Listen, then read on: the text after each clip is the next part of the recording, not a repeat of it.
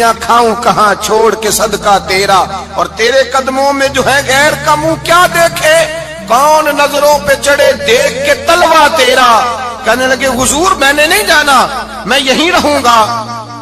چچا اور باپ نے دیکھا تو کہنے لگے بیٹا تو غلامی چھوڑ کے نہیں جائے گا، تو ملازمت چھوڑ کے بادشاہی میں نہیں جائے گا۔ تو آپ کے والد کو آپ فرمانے لگے ابا جی ذرا 2 گھڑیاں یہاں رہ کے تو دیکھیں، یہاں 2 گھڑیاں رہ کے تو دیکھیں۔ فرمایا یہاں ملازموں کا وہ اعزاز ہے جو شہزادوں کا ہوا کرتا ہے، یہاں خادموں کی وہ عزت ہے۔ اور پتہ پھر ان کو مقام کیا ملا، یہ واحد شعبیاں جن کا نام اللہ نے قرآن پاک میں بیان فرمایا ہے، نام اللہ نے قرآن مجید میں بیان فرمایا۔ حضور کا اپنے غلاموں کے ساتھ جو تعلق تھا، اپنے ملازموں کے ساتھ جو رشتہ تھا، بڑا آدمی آتا ہے نا، بڑا آدمی تو لوگوں کی سانس سوکھ جاتے ہیں، اٹھ کے ملتے ہیں، بڑا کچھ کرتے ہیں۔ مزدور آتا ہے تو لوگ اوئے کہہ کے پکارتے ہیں، ان کو خبر ہی نہیں کہ اس شخص کا اعزاز کتنا ہے۔ حضرت انس بن مالک رضی اللہ تعالیٰ عنہ فرماتے ہیں میں چھوٹا سا تھا، میری اماں مجھے حضور کے گھر چھوڑ گئی، میں نے 10 سال نوکری کی نبی پاک کی۔ کتنے سال بولیے؟ 12ویں دن لوگ کہتے ہیں بس بھائی ختم ہو گیا، اب فرینکنس ہو گئی ہے، اب جو مرضی تیرے ساتھ کریں گے۔ 10 سال نوکری کی میں نے، لیکن جناب انس فرماتے ہیں نبی پاک نے کبھی مجھے اف تک بھی نہیں کہا تھا، اف تک بھی نہیں کہا تھا، اف تک بھی۔ حضور نے بھیجا جاؤ فلاں آدمی کو بلا کر کے لاؤ۔ حضرت انس بن مالک رضی اللہ تعالیٰ عنہ فرماتے ہیں میں بلانے گیا، بچہ تھا چھوٹا سا، رستے میں بچے کھیل رہے تھے تو میں ان کے ساتھ کھیلنے لگا، محو ہو گیا، مجھے پتہ ہی نہ چلا وقت کا۔ حضور نے جب مجھے بھیجا تو فرمایا جلدی جانا اور جلدی آنا، اب مجھے خبر ہی نہیں، بڑی دیر ہو گئی۔ حضور وہاں انتظار کر کر کے خود تشریف لائے۔ کہتے جب نبی پاک آئے تو میں بچوں کے ساتھ کھیل رہا تھا، حضور نے جب مجھے کھیلتے ہوئے دیکھا، میری اچانک نظر پڑی تو میرے ہوش اڑ گئے۔ حضور نے تو کہا تھا جلدی آنا، اور میں یہاں کھیلنے لگا، یہاں اتنا الجھا کہ مجھے خیال نہیں رہا کس کام آیا ہوں۔ حضرت انس فرماتے ہیں میں ڈرنے لگا، جیسے جیسے حضور قریب آتے میری ٹانگیں کانپتی۔ فرماتے ہیں جب نبی پاک قریب آئے تو قربان جاؤں معصوم آمنہ کے، فرماتے ہیں حضور نے میری گردن پہ تھپکی دی اور حضور نے ہنس کے فرمایا او بھائی لگتا ہے تو کھیل میں گم ہوا ہے تو تجھے یاد ہی نہیں رہا میں نے کس کام بھیجا تھا، تجھے یاد ہی نہیں رہا۔ کہ یا رسول اللہ صلی اللہ علیہ وسلم میں بھول گیا تھا، میں ابھی جاتا ہوں۔ کیا انداز ہے، کیا شفقت ہے، کیا رنگ ہے۔ حضور میں ابھی گیا اور ابھی آیا۔ نبی پاک نے فرمایا نہیں یار تو کھیل میں خود ہی چلا جاتا، تو کھیل یہاں میں خود جاتا۔ یہ اعزاز، یہ فضیلت، یہ درجہ کس نے ذروں کو اٹھایا اور صحرا کر دیا، یہ کس نے قطروں کو ملایا اور دریا کر دیا، یہ کس کی حکمت نے یتیموں کو کیا در یتیم اور غلاموں کو دنیا بھر کا مولا کر دیا، یہ کس نے اتنا۔ میرے بھائی مزدور کو حضور نے اعزاز دیا، نبی پاک اپنے ہاتھ سے کام کرنے والے کے ساتھ اس نے سلوک کرتے، محبت کرتے، پیار کرتے۔ ایک بوڑھی اماں تھی جو مسجد میں جھاڑو دینے کی مزدوری کرتی تھی۔ کیا کام کرتی تھی؟ دعا کریں اللہ ہم سب کو مسجد کی صفائی کی توفیق عطا فرمائے۔ بوڑھی اماں تھی، مسجد کی صفائی کرتی تھی، نوکری کرتی تھی، بیمار ہو گئی۔ بخاری شریف میں موجود ہے اللہ کے محبوب صلی اللہ علیہ وسلم روز تیمارداری کرنے جاتے۔ ایک وقت ایسا آیا کہ دن میں 2 مرتبہ حضور تیمارداری کرنے جاتے۔ ایک شام نبی پاک نے فرمایا اس کا انتقال ہو جائے تو مجھے اطلاع کرنا۔ صحابہ کہتے ہیں رات کے وقت ان کا انتقال ہوا، ٹھنڈ کا موسم تھا، ہم نے حضور کو تکلیف دینا مناسب نہ سمجھا، ہم نے دفن کر دیا۔ سویرے اللہ کے حبیب نے پوچھا تم نے مجھے اطلاع کیوں نہیں دی؟ حضور سردی بڑی تھی۔ کون جاتا ہے مزدوروں کے جنازوں میں؟ کون جاتا ہے مزدوروں کے جنازے میں؟ یہاں تو اب جنازے بھی سیاسی ہو گئے ہیں، اب تو کوئی بہت بڑا امیر آدمی فوت ہو جائے تو وہاں رش ہوتا ہے، وہاں رش ہوتا ہے، غریبوں کا تو جنازہ بھی کوئی نہیں پڑتا۔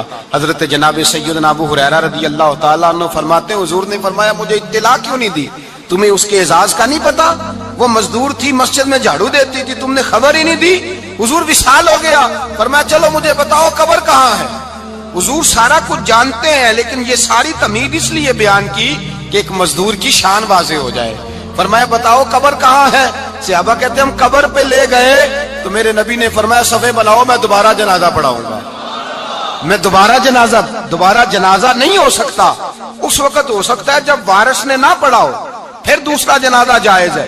وارث نہ پڑھے تو اس سے پہلے 20 جنازے بھی ہو جائیں تو جب وارث پڑھ لے پھر دوسرا جنازہ نہیں ہو سکتا. حضور نے دوسرا جنازہ اس لیے پڑھا ہے کہ حضور اپنی ساری امت کے وارث ہیں. نبی پاک ساری امت کے وارث ہیں. فرمایا پر بناؤ صفے، میں جنازہ پڑھاتا ہوں. مزدور کو اعزاز دیا، پیار کیا.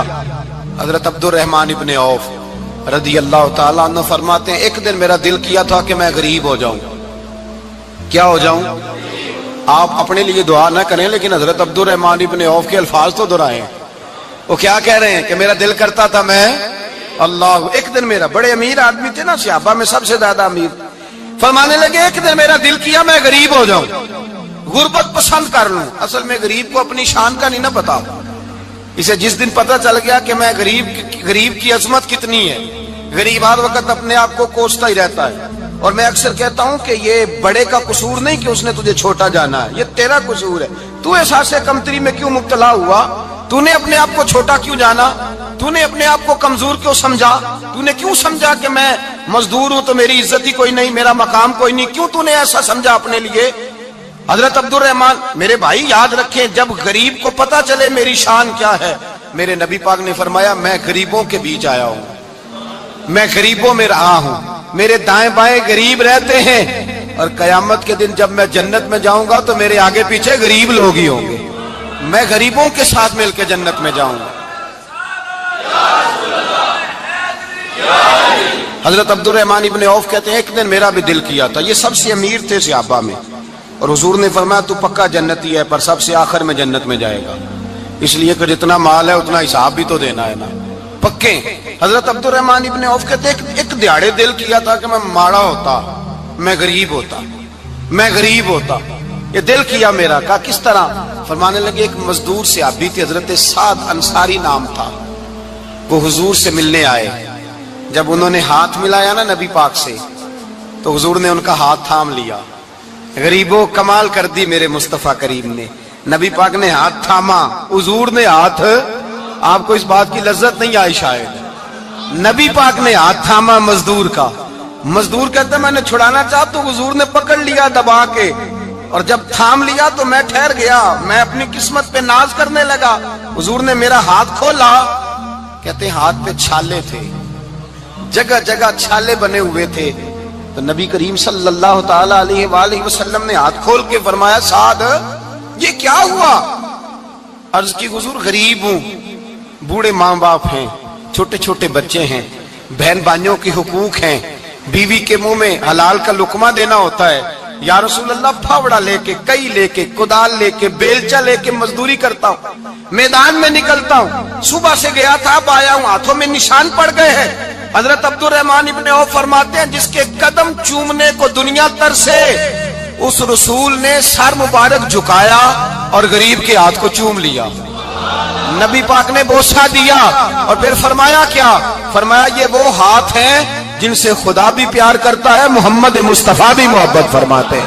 نبی رحمت علیہ السلام نے فرمایا یہ تیرا وہ ہاتھ ہے جس سے اللہ بھی پیار کرتا ہے اور اللہ کا. تو مزدور کو پھر ناز کرنا چاہیے کہ پریشان رہنا چاہیے؟ بولے نا، مزدور کو ناز کرنا چاہیے نا، اس کو اپنا ہاتھ کھول کھول کے دیکھنا چاہیے اور اسے کہنا چاہیے اللہ نے مجھے وہ ہاتھ عطا فرمایا جس سے رب بھی پیار کرتا ہے، مصطفیٰ بھی پیار کرتے ہیں. اسے تو اعزاز سمجھنا چاہیے، فضیلت جاننی چاہیے، اسے تو ناز کرنا چاہیے. اللہ تبارک و تعالیٰ نے مجھے یہ اعزاز دیا ہے. کسان جو کھیتوں میں مزدوری کر رہا ہے، وہ مزدور جو کسی فیکٹری میں گیا ہے، رزق حلال کی تلاش میں نکلا ہے، اسے تو میرے بھائی ناز کرنا چاہیے، اسے تو خوش ہونا چاہیے کہ اللہ نے مجھے یہ فضیلت دی. ترستے ہوئے غریب، جان بوجھ کے اپنے آپ کو پریشان رکھتے ہوئے لوگ اگر جان جائیں کہ فضیلت کیا ہے، عظمت کیا ہے، اور پھر غلام کے ساتھ سلوک کیا کرنا ہے. ایک یہودی کا بیٹا نبی پاک کی خدمت کرتا تھا اکثر. یہودی کا بچہ، وہ بیمار ہو گیا، روز آتا تھا، چھوٹے موٹے کام کرتا تھا، بیمار ہو گیا. حضور نے فرمایا چلو تیمارداری کرنے چلتے ہیں. کس کی؟ جی غلام کی، نوکر کی. یہاں صاحب کہتے ہیں 5000 روپیہ لے جاؤ، وہ بڑے احسان کے ساتھ 5000 روپیہ لے جاؤ اور دے آنا، اور اسے کہنا سردی پوچھ رہے تھے تیرا کیا حال ہے، وہ بات ختم ہو گئی. حضور بنفس نفیس گئے اور غریب کا گھر تھا. وہ یہودی باہر نکلا جس کا بیٹا بیمار تھا، تو کہتا جب دروازے پہ میں نے مسلمانوں کے نبی کو کھڑے دیکھا تو میرے پیروں تلے زمین ہی نکل گئی. میں نے کہا حضور مجھ غریب کی کٹیا میں کیسے آئے؟ اور میں تجھے پتا ہے نا تیرا بچہ میری نوکری کرتا تھا یا کبھی مار ہو گیا میں تیمارداری کرنے آیا. وہ یہودی کہتا مجھے خیال یقین ہی نہ آئے کہ میرے گھر میں حضور تو امیر حرم میں غریب بے نوا تو کجا من کجا میرے گھر میں حضور آئے. کہتے کہاں ہے ہمارا پیارا؟ حضور وہ لیٹا ہوا ہے. صحابہ کہتے ہیں نبی پاک سرانے گئے تو اس کا آخری وقت تھا, تھوڑا سا ٹائم تھا. میرے مصطفیٰ نے فرمایا تو میری نوکری کرتا تھا, آج میں تیری تیمارداری کرنے آیا ہوں. غلاموں سنو, جو رسول اللہ کی نوکری کرے آخری وقت آئے تو اللہ کے رسول پہنچ جایا کرتے ہیں, حضور پہنچ جایا کرتے ہیں. نجم کی ہے خدا آرزو ہے یہی, عاشق زار کی آبرو ہے یہی, موت کے وقت سر ان کے قدموں میں ہو, دید ہوتی رہے دم نکلتا رہے. حضور پہنچ جاتے ہیں, نبی پاک تشریف لائے, بیٹھے سرانے. حضور نے جب اپنا برف سے ٹھنڈا اور کستوری سے زیادہ خوشبو والا ہاتھ اس کے بالوں میں پھیرا, آنکھیں کھولی, حضور نے فرمایا چل کلمہ پڑھ جا, چل میرا کلمہ پڑھ جا. ساری دنیا در رسول پہ آ کے کلمہ پڑھے اور حضور اسے کلمہ پڑھانے گھر تشریف لے گئے. یہ ایک مزدور کو, ایک محنت کرنے والے کو اعزاز دیا. گھر گئے, کلمہ پڑھ لے. اس نے اپنے والد کی طرف دیکھا اور والدہ کی طرف دیکھا, ماں باپ یہودی ہیں, رونے لگے. کہنے لگے بیٹا یہ ہم سے زیادہ بڑھ کر تیرے حق میں خیر خواہ ہے, جیسے کہتے ہیں کر لے. اس نے کلمہ پڑھا اور حضور کی گود میں لوٹ پوٹ ہونے لگا. کلمہ پڑھا, روح پرواز کر گئی. شارحین کہتے ہیں جب نبی پاک وہاں سے نکلے تو حضور نے فرمایا اٹھاؤ اس کی میت کو. ماں باپ کہنے لگے کہاں لے جانا ہے؟ فرمایا ہم اپنے طریقے کے مطابق غسل کفن کریں گے, اس لیے کہ جو کلمہ پڑھ جائے پھر وہ میرا ہو جایا کرتا ہے, میرا ہو جایا کرتا ہے. بھائی یاد رکھیں, مزدور کو حضرت ربیعہ بن کعب فرماتے ہیں میں حضور کو وضو کراتا تھا, رات کا وضو میری ذمہ داری تھی, صرف ایک وضو رات کا.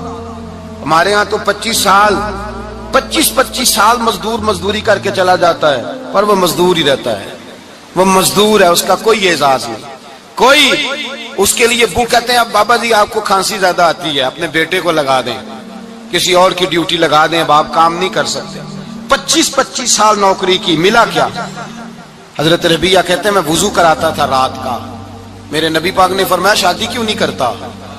تو میں نے کہا یا رسول اللہ نہ میرے پاس حسن ہے, نہ پیسے ہیں, نہ کوئی کاروبار ہے, مجھے کون رشتہ دے گا؟ میرا روپ بھی نہیں تے میرا رنگ بھی نہیں, مینو یار مناؤن دا ٹانگ بھی نہیں, کون مجھے رشتہ دے گا؟ کہتے ہیں حضور خاموش ہو گئے. دوسرا دن آیا تو میں وضو کرانے پہنچا تو نبی پاک نے فرمایا شادی کیوں نہیں کرتا؟ کہتے ہیں میں نے کہا حضور کون رشتہ دے گا؟ وہی 3 باتیں دہرائی, نہ پیسے ہیں, نہ حسن ہے, نہ کوئی کاروبار ہے, نہ مکان ہے. فرمایا حضور نے تیسرے دن پھر کہا. جب دوسرا دن ہوا نا تو حضور نے کہا, حضور خاموش ہوئے میرے جواب پر. میں نے کہا یار کتنا بے وقوف ہوں, حضور روز پوچھتے ہیں اور میں جواب ہی نہیں دیتا. کہتے ہیں تیسرے دن میں نے ارادہ کیا آج نبی پاک پوچھیں گے تو میں کہوں گا حضور جیسے دل کرتا ویسے ہی کرا دیں. کہتے ہیں تیسرے دن میں گیا, سارا وضو کرا لیا, پر نبی پاک نے پوچھا ہی نہیں. میں ارادہ کر کے گیا تھا کہ آج پوچھیں گے تو بتا دوں گا, حضور نے پوچھا ہی نہیں. فرماتے ہیں وضو مکمل ہو گیا, میں دروازے تک چلا گیا تو مصطفیٰ نے آواز دی. فرمایا واپس پلٹ, نہ میں پلٹا تو حضور نے فرمایا تو شادی کیوں نہیں کرتا؟ کہتے ہیں میں کھل کے مسکرایا. میں نے کہا محبوب تیرے کرم پہ قربان جاؤں, کیا انداز محبت ہے, حضور مہربانی کریں کرا دیں. فرمایا فلاں سردار کے پاس جا, ایک وضو کراتے ہیں, اور اعزاز حضور نے کتنا دیا, جا سردار کے پاس اور اسے جا کے کہہ کہ اللہ کے رسول فرماتے اپنی بیٹی کا نکاح تیرے ساتھ کر دے. فرماتے میں گیا, ماں باپ کو بڑی فکر ہوتی ہے بیٹیوں کی. وہ کہنے لگا میں شام کو خود نبی پاک کی بارگاہ میں آؤں گا. کہتے میں باہر نکلنے لگا تو وہ بچی پردے کی اوٹ سے بولی, کہنے لگی غلام ٹھہر جا, ابا جی آپ کو میری فکر ہے, اماں جی میری فکر ہے, میری فکر نہ کریں اور یہ نہ دیکھیں آیا کون ہے, یہ دیکھیں بھیجا کس نے ہے. آپ مجھے حوالے کریں نبی پاک کے, حضور کے حوالے کریں, اللہ رسول مجھے کبھی ضائع نہیں کریں گے. حضرت ربیعہ کہتے ہیں حضور نے میری شادی کا بندوبست کیا. حضرت بریدہ اسلمی سے کہا کہ تو اس کے لیے کھجور کی گٹھلی کے برابر سونا لا, حضرت حارثہ بن نعمان سے کہا تو اس کے لیے ایک کمرے کا اجرے کا بندوبست کر. حضرت عثمان غنی سے کہا تو نے ولیمہ کرانا اس کا. فرمایا میں تو تھوڑی نوکری کرتا تھا, مصطفیٰ نے ساری زندگی کا ہی بندوبست فرما دیا. یہ مزدور کے ساتھ حضور کا انداز ہے. پہلے میں نے شروع میں کہا کہ مزدور اس بات کو سمجھتا ہی نہیں کہ اس کا مقام کتنا, وہ اس بات کو جانتا ہی نہیں اللہ نے اسے اعزاز کتنا دیا ہے. ملت کا جوان سب سے پہلے تو کبھی کسی کی جیب کی طرف نہ دیکھے. اور یہ بات یاد رکھ لیں, درجنوں بزرگوں کے ارشادات کی روشنی میں ایک موٹی بات بیان کر رہا ہوں. توجہ ہے میری بات پر؟ جس کی توجہ دوسروں کی جیب پہ ہوتی ہے وہ رسوا ہو جاتا ہے. کاہل لوگ جو زندگی میں صرف ہاتھ پھیلانے کے عادی ہوتے ہیں, ان کے دامن میں سوائے رسوائی کے کچھ نہیں آتا, ان کے حصے میں سوائے بدنامی کے کچھ نہیں آتا. اور جو اپنی بازو کی قوت کے زور پر, اقبال کہتے ہیں اپنی دنیا آپ پیدا کر اگر زندوں میں ہے, سر آدم ہے ضمیر کن فکاں ہے زندگی. اپنے لیے خود جینا سیکھیں, ملت کے لیے کچھ کرنا سیکھیں. معاشرے کے اندر اس سے ادھار پکڑ کے اس کو دے دیا تو اس سے پکڑ کے اس کو دے دیا, 2 دن اس کے پاس چلے گئے لینے تو 4 دن اس کے پاس چلے گئے. کبھی کو دوست باہر سے آ گیا تو اس کے پیچھے بھاگنے لگے, چاپلوسی کرنے لگے. 2-4 جوڑوں کی خاطر, ایک موبائل کی خاطر چھوڑیں اس دھندے سے باہر آئیں. میں نے کہا ایک پیشہ برا ہے, ایک پیشہ, اور وہ ہے ہاتھ پھیلانا. باقی کوئی پیشہ برا نہیں. 18 گھنٹے مزدوری کرو, نکلو باہر, نکلو میدان میں آؤ, جدوجہد کرو, مزدوری کرو جب تیرا ہاتھ مزدوری تک جائے. اور یاد رکھو رزق حلال کھانا ہے اور رزق حلال ہی کھلانا ہے.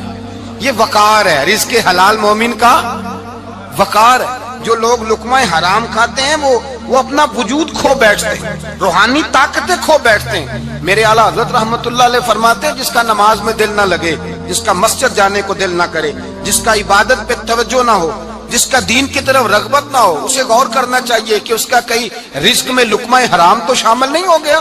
فرمایا جب لقمہ حرام شامل ہوتا ہے تو اللہ تبارک و تعالی معرفت کا نور چھین لیتا ہے, پھر انسان کی زبان سے تاثیر چلی جاتی, پھر اس سے سجدوں کی جو کیفیت ہوتی ہے وہ روٹ جاتی ہے, درود و سلام کے ذائقے نصیب نہیں ہوتے. میرے مصطفیٰ کریم صلی اللہ علیہ وسلم گزر رہے تھے, ایک آدمی دعا مانگ رہا تھا, یا رب یا رب یا رب یا رب کہہ رہا تھا.